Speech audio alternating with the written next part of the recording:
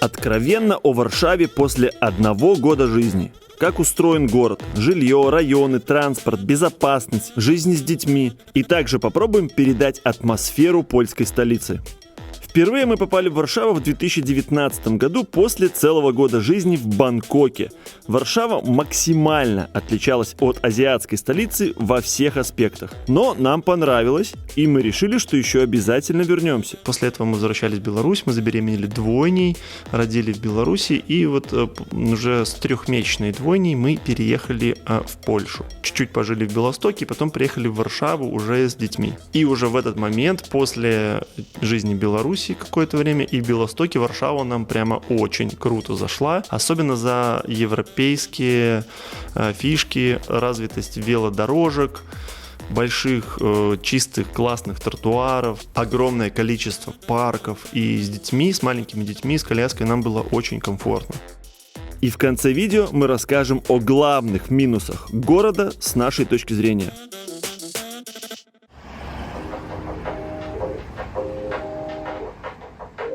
Внешний вид Варшавы, конечно, тут чувствуется смесь времен. Все-таки влияние Советского Союза очень местами заметно. Осталось большое количество зданий. Конечно же, их используют. Это нормально. Вот. И самым главным таким изюминкой советской эпохи это вот этот дворец в центре, который, как мы слышали, жители Варшавы, коренные жители, не любят. Я понимаю, почему так говорят, наверное, из-за его прошлого, откуда оно появилось. Дворец культуры и науки был подарен польскому народу в 1955 году самим товарищем Сталиным, которого поляки товарищем, собственно, не очень-то и считали. Особенно после того, как Польше удалось уйти из-под влияния СССР. Настолько, что аж в 2009 году глава МИД Польши предложил снести этот памятник сталинизму. Но пока стоит вроде. Понятно, что поляки моего мнения спрашивать не будут, но, как по мне, то история уже в истории. Я бы оставлял такое здание, но посмотрим. Мне кажется, больше, что могло бы смущать, это то, что здесь просто все в кучу понапихано. Вот это здание в таком стиле, вперемешку с небоскребами, которые вот в бизнес-стиле, вперемешку с какими-то, я не знаю, хрущевками или как вообще это назвать, вперемешку с дорогим жильем, уже таким европейским. Но в то же время это все равно, мне кажется, какой-то такой изюминкой варшавской считается. Место притяжения всех туристов притягивает, и там красивая обзорная. Сейчас, естественно, Варшава застраивается новыми современными зданиями, уже в центре тоже большое количество небоскребов, бизнес-центров. Столица выглядит как столица. Немножко странно вот эта смесь вот этого дворца, вот на фоне небоскребов, конечно, интересная картинка такая получается, необычная, но в этом есть некая своя изюминка. В Варшаве удачно сочетаются между собой здания Ренессанса, барокко, готики и неоклассики. Так гласит интернет. Это создало уникальное сочетание, которое даже назвали варшавский барокко. Плюс сейчас активно строят новомодные здания, увенчанные современными технологиями.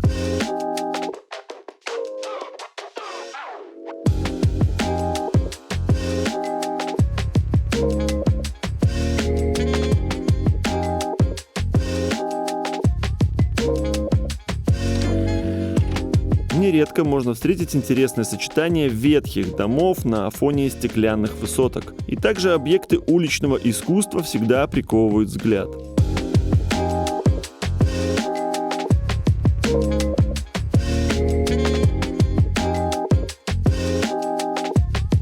Часто встречаются здания, срочно нуждающиеся в косметической отделке,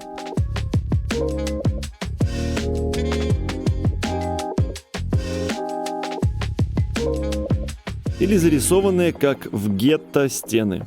Это можно счесть неопрятностью, и так многие действительно считают, но по сравнению с той же Германией это можно считать симпатичной особенностью.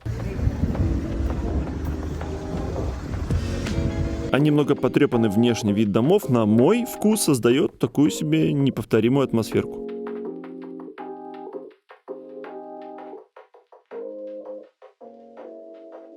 Нам нравится центр Варшавы. И, как подобает центру, он, конечно, весь переполнен классными кафешками, всякими заведениями. Очень удобная вот эта схема с этими велосипедами, шеринг велосипедов, шеринг самокатов. Крутая, цивилизованная, развитая столица. Набережная тоже очень классно, большая, широкая, там гулять офигенно. Часто приезжали, брали с собой скейты, самокаты, велосипеды, и с детьми просто тусоваться одно удовольствие. Ну и просто прогуливаться по старому городу, по большому центру за старым городом нам нравится, потому что город красивый, архитектура красивая. После войны он был разрушен практически весь, но его очень педантично, скрупулезно восстановили. И я всегда вот, гуляя по старому месту, по старому городу, всегда об этом думаю, это как-то очень значимо, не знаю, ну как-то ощущается, что люди вот так, с такой любовью по фотографиям, по каким-то схемам восстанавливали все, как было, и не просто застроили какой-нибудь лабудой по быструхе, а восстановили, и потому что для них это важно, для поляков это вот важно. Варшава мне на самом деле очень нравится. Центр Варшавы, потому что он очень удобно расположен. Его можно обойти за 2 часа. И он будет очень разным. Каждый район, в который заходишь, он отличается от предыдущего. Это очень прикольно. И есть и набережная с классными дорожками для великов, для скейта. И на пароходе, на лодке покататься. И есть бизнес-центр, и есть старый город. И все, в общем, очень разное. И много разных кафешек, и много красивых людей.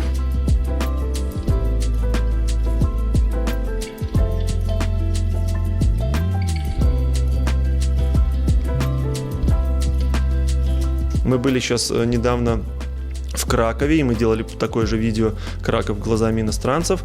Очень нам понравилось, и там старый город, конечно, чувствуется, что его практически не тронуло вот этот кошмар войны, потому что здесь все-таки восстановлено в Варшаве, и масштабы не такие, он поменьше, но все равно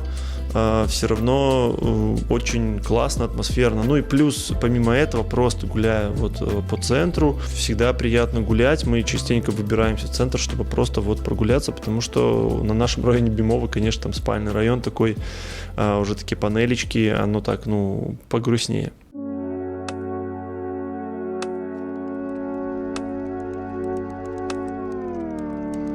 Новые районы, спальные районы, конечно, уже застроены современными домами для жизни. Особенность жилых помещений в Варшаве, вообще в Польше в целом, для нас немножечко стало удивительным, что принято строить небольшие квадратуры жилых помещений. Это так забавно. Вот в основном, когда мы выбирали жилье, искали, то когда наша подруга, агентка по недвижимости Анастасия, нас водила, показывала жилье, вот она нам рассказывала, что в Варшаве принято, это нормальная история, что маленькие помещения, еще даже есть старые советские, по-моему, кавалерки, это, по-моему, еще советских времен. Вот, но тем не менее, спасибо, Настя, она нашла нам классное жилье, большое, у нас нормальная такая большая квадратура, трешка. Вот, кстати, кому нужно найти жилье в Варшаве, арендное или на продажу, на покупку, то вот мы рекомендуем нашу подругу, потому что у нее супер классные условия и ценник на ее услуги ниже рыночного. Вы получите скидку по нашему промокоду. Контакты Анастасии оставлю в описании. Уже много наших подписчиков обращалось и уже заселены, нашли жилье благодаря нашей подруге Анастасии. Кто-то даже уже обращался, будет покупать вместе с ней недвижимость. Но квадратура — это квадратура. Главное, что все дома выглядят красиво, современно, и что вот еще отдельным моментом хотел бы отметить, мне нравится, как обустраивают дворы и вот детские игровые площадки. Это особый вообще кайф. В Польше, вот в Варшаве очень много крутых игровых площадок. Это просто, ты смотришь, их делают прям мега основательно. С тарзанками, с лазалками такими серьезными. И для тех, кто с детьми, это очень важный фактор. так как это столица, вся самая главная культурная, социальная жизнь, конечно же, здесь.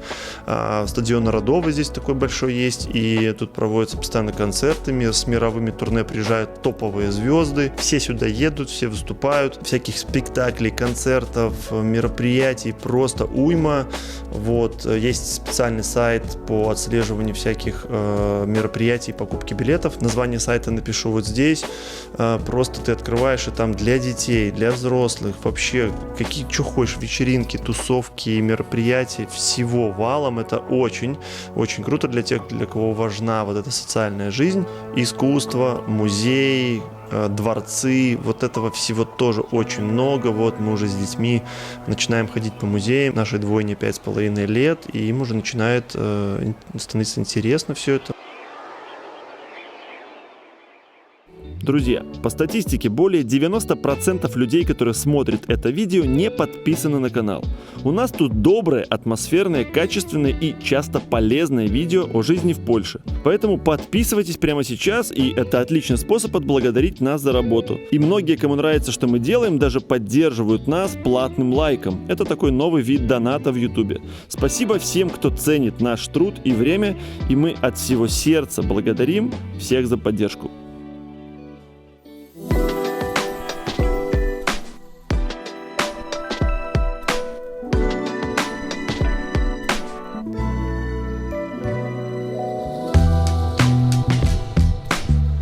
Конечно, тут большое количество возможностей касательно работы, карьеры, движения себя вот, каким-то своим личным целям, потому что, ну, столица, на то она и столица.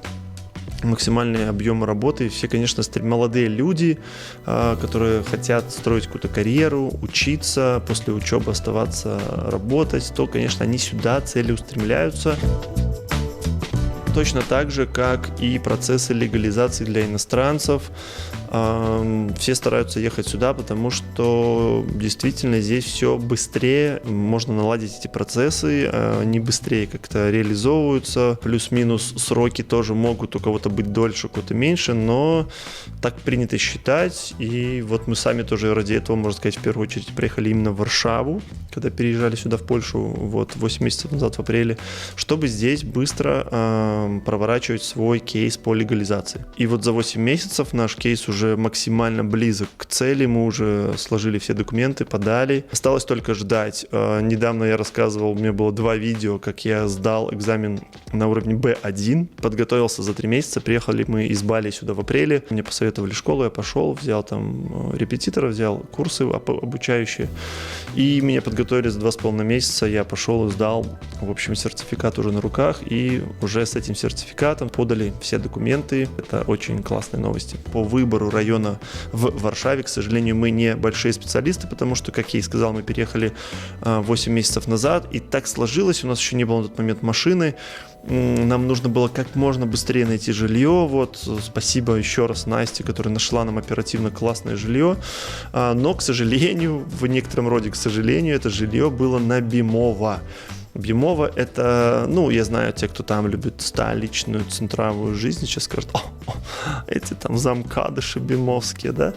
Наверное, так скажут, уверен. Нас уже подкалывали знакомые, что Бимово — это как бы типа, ну, не Варшава, как бы. Что-то вы там сидите где-то там. Мы тут как бы жизнь вся здесь. Но у нас не было выбора, нам нужно было оперативно заселиться, мы заселились. Жилье классное, садик рядом. Мы практически сразу нашли садик возле этой квартиры, поэтому мы не переезжаем, мы привязаны к месту, потому что мы нашли классный сад для детей. Дети ходят, благодаря этому саду они за 2 месяца уже говорят по-польски практически как native спикеры. Прикиньте, вообще поют песни на польском. Вот кто смотрит наш канал, просто поправляют нас, у них уже произношение реально как у поляков. Это тоже отмечают большое количество поляков в комментарии. Кстати, нам пишут комментарии много поляков, для меня это большое удивление. И, ну, я не ожидал, что будет такой отклик. Столько добра, позитива и поддержки пишут нам поляки. Боже, спасибо большое. Блин, это просто для меня открытием, самым главным открытием. Ну, я никогда не думал плохо про поляков, потому что, ну, у меня не было в голове этих дурацких стереотипов, что они там какие-то злые, русофобные или еще что-то. Никогда так реально не думал, но Ну, думал, что, как и обычно, там, как наши, как белорусы, вот украинцы, СНГшные, немножечко такие хмурые, может быть, где-то местами. Но вот нифига, они супер милые, супер позитивная поддержка от них просто это колоссальная. Можете зайти вот на наше видео полгода в Польше и почитать отзывы, что пишут поляки. Вообще с ума сойти. Там негатива просто 0,5%, и то от наших, на нашем языке. Вот касательно районов, в Варшаве большое количество районов классных, и тут каждый себе выберет на свой вкус. Если нужно жить прямо в Варшаве, если хотите жить прямо в столице, то тут действительно большой выбор по районам. Вот наши друзья живут в районе Жалибаш, очень хвалят, это такой модный современный райончик, который застраивается, там тоже фэнси, кафешечки и вся такая движуха. Вот у нас на Бимово, допустим, с инфраструктурой вообще все кисло. У нас нет ни кафе, нет нормальных каких-то заведений, просто, но нам, в принципе, вот для жизни семейной, для быта все окей, потому что садик рядом, машина в гараже, ты можешь подъехать куда нужно, рядом большой центр с большим гипермаркетом, с самыми лучшими ценами, то есть нас, в принципе, устраивает заправка под боком, нам в этом плане окей. Ну, конечно, если выйти что-то там, скушать какой-нибудь там рамен себе или попить нормальный, действительно хороший, классный кофе из кофейни, то тут на Бимово с этим, конечно, ну, как бы этого тут нет. Безопасность в Польше и в Варшаве в целом на высоком уровне. Как я вот это ощутил, заметил, вот сейчас очень много общаюсь с друзьями, с коллегами, которые живут в Испании, в Италии, в Германии, вот из иммигрантов. Не знаю, поправьте меня, если вы смотрите из этих стран, возможно, я ошибаюсь, повторюсь, за что покупал, за то и продаю. Или как там, или наоборот. Ну, в общем, как услышал, то и рассказываю, что вот из Аргентины тоже много сейчас рассказывали, что ты просто там камеру не достанешь, смартфон не достанешь, тебя могут выхватить, грабить. Вот в Испании где-то там тоже постоянно воруют, в Португалии постоянно воруют, в Варшаве вот с этим практически все спокойно. Безопасность — это очень важный аспект, потому что как бы мы к ним привыкли к безопасности, мы вот в Азии жили, там безопасно всегда, но вот сейчас в Европе что происходит? В той же Германии, в каком-нибудь районе Кройцбург, попробуй погуляй там. Я помню, как на меня еще 4 года назад мы гуляли по Германии до рождения детей, как на меня прыгали какие-то жесткие афроамериканцы, как из фильма «Не грози Южному Централу», типа ты чё смотришь на меня, ты чё палишь на меня, такие, знаете, со спущенными штанами, в трусах. Такое чувство, сейчас достану ствол, прям завалят, прямо, а я иду вот по центральной туристической дороге, со мной идут китайцы с такими камерами, там стрёмно было камеру достать даже. Блин, это 4 года назад, сейчас это был 20-й год, 19-й. Вот, а в Варшаве такого нет, абсолютно спокойно, вообще без проблем, безопасно здесь. Вообще в целом в Польше, не только в Варшаве. Конечно, вот я подписан на Инстаграм такой новостной, The Warsaw, и там часто про какие-то тоже инциденты, что-то какие-то драки, что-то полиция не очень хорошо сработала, или там проблемы от самой полиции были, еще что-то, там какие-то там поцарапали машины, какие-то ДТП, но по факту, в какой стране этого нет. Опять же, да, мы, если выдергивать из контекста, ай-яй-яй, какой ужас, но это просто частный случай, в целом гулять по городу с техникой, с кошельками, не слышал о каких-то проблемах. Кстати, вот, может быть, вы смотрите и живете в Польше, поляки или иностранцы, наши, белорусы, украинцы, напишите, что по поводу безопасности, действительно, прав ли я или нет. Может, я ошибаюсь, но как я увидел, что Варшава достаточно безопасный город, и для меня это очень важно, особенно когда ты живешь с маленькими детьми.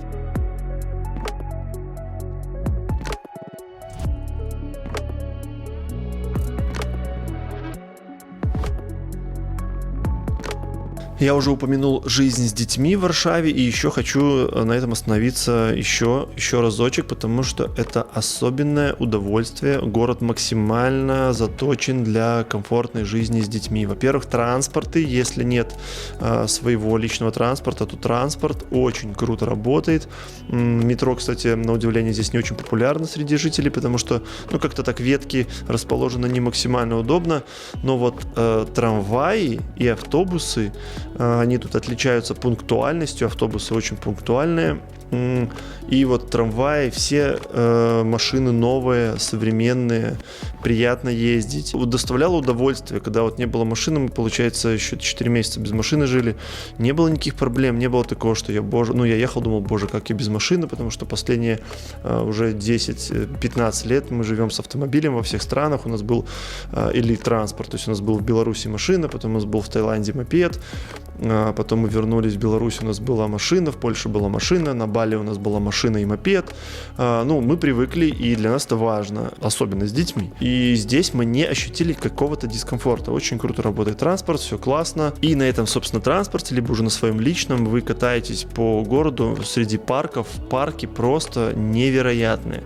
Лазенки, которые вот сочетаются с парком Уездовский, это отдельный рекомендацион, потому что в Уездовском одна из самых больших вообще площадок в Варшаве, бесплатных, публичных, детских.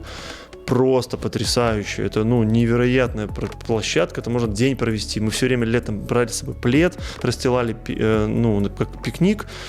И дети играли. Там единственный минус такой, что немножко стрёмно, у тебя фобия развивается, потому что очень много детей, своих теряешь из виду, нужно следить, конечно, да, потому что один раз мы прям очень испугались, вот, как-то, что пропала девочка из виду, она там просто где-то забежала в домик и познакомилась с кем-то там, что-то играла. Также здесь практически во всех торговых центрах есть публичные, бесплатные игровые площадки. Это тоже просто какой-то космос, причем это не просто какие-то обрывки игровых, где там столик и какая-нибудь игрушка. Нет, допустим, в Воля-парке на Бимово просто гигантская игровая, шведская деревня называется, дети просто от нее в восторге. Там тоже всегда много детей, но там все видно, просматривается, и мы часто туда приезжаем, очень удобно, потому что гипермаркет внизу, какие-то там по шмоткам тоже шопинг, все прошелся.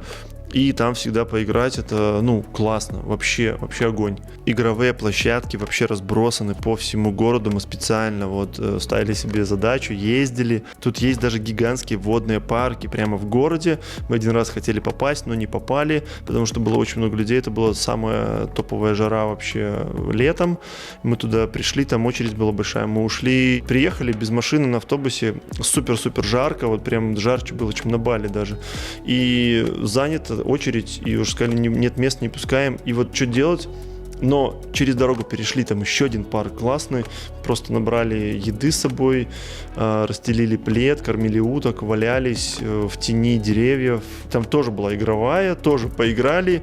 В общем, в этом плане все для детей сделано, и качество игровых, я вам хочу сказать, просто нереально. Как они делают качественные эти лазалки, какое качество материалов, это просто заслуживает отдельного респекта.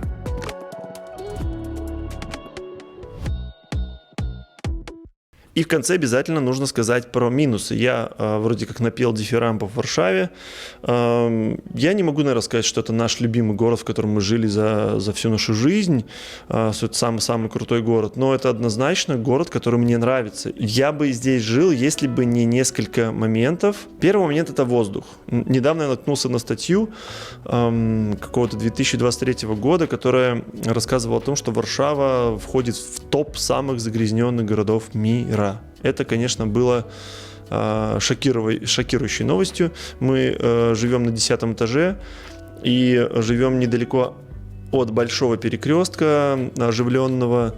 И мы когда приехали, сразу последние, получается, 4 года мы жили в домах на земле, а здесь 10 этаж, и нам просто было очень сложно дышать. Летом было катастрофическое количество пыли, просто нереальное. То есть ты пылесосишь, убираешь, ты начинаешь квартиру пылесосить, с одного края убираешь, идешь в другой, заканчиваешь там, возвращаешься с чего начал, там уже перекати поле из пыли, потому что я это все думаю, что из-за того, что перекресток у нас большой, потом мне еще знакомый из нашего дома, поляк, сказал, что, возможно, из вентиляции идет большое количество пыли, что такое в этом нашем доме, гигантский дом, и под ним, тут получится 4 дома, и под этими 4 домами одна гигантская парковка, возможно, с этой парковки все идет.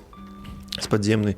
В общем, воздух нам было тяжело. Сейчас зима, полегче дышать, конечно, ну, вот этим морозным воздухом, холодным легче. Летом было очень сложно, ну и пыль. Пыль даже зимой не проходит, и мы просто не знаем, что делать. Нам очень нравится квартира, рядом садик, по нашему быту все круто, как я уже рассказал, но невозможно просто с пылью, не знаем, что делать. Вот, ну, не знаем, и все. Еще уровень загрязнения воздуха в Варшаве мы очень хорошо чувствовали летом, когда выезжали в Гданьск на кемпинг. У нас есть отдельное видео, как мы там круто проводили время, и там, конечно, воздух, в сосновом лесу стояли, палатка в сосновом лесу, рядом море, и даже до этого выезжали еще на кемпинг просто где-то час от Варшавы, просто на озеро, ну, просто сразу ты приезжаешь, у тебя нос лучше дышать становится, не такая сухость, как-то все, у нас все пересыхало адски даже летом, даже до отопления, поэтому воздух, ну вот нам так вот ощущается, что здесь на самом деле с воздухом проблема. Второй момент, конечно же, это цены, потому что Варшава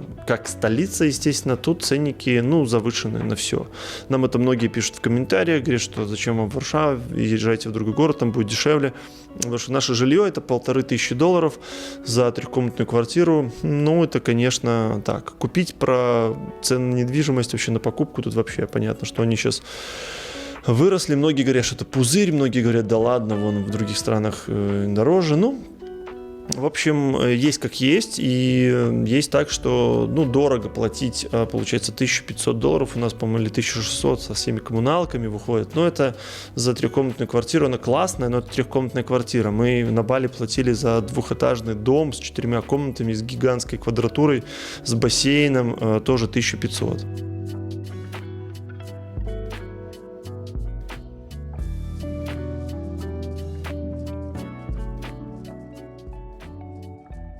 Ценники на продукты, я думаю, что по всей Польше плюс-минус одинаковые.